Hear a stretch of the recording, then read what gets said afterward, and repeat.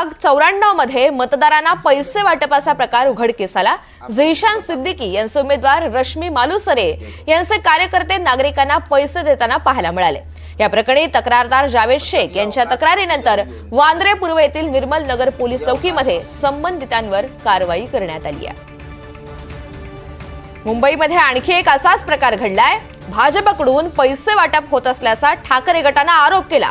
मुंबईच्या Saint George रुग्णालयाजवळ पैसे घेऊन जाणारी गाडी पकडण्यात आली।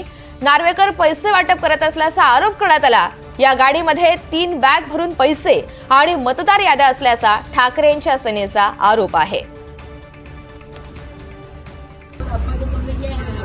आताच प्रभाग क्रमांक 225 च्या हद्दीत सेंट जॉर्ज हॉस्पिटल येथे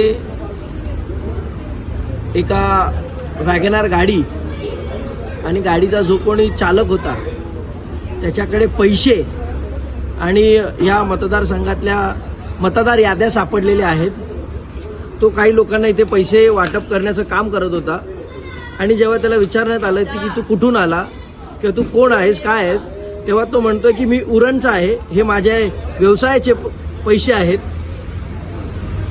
मतदारांना कुठेतरी हे पैशाचं आमिष दाखवून हा सगळा प्रकार चालू आहे आणि उरण म्हणजे आता ते कुठला कनेक्शन आहे हे आपल्या सगळ्यांना लक्षातच आलं असेल।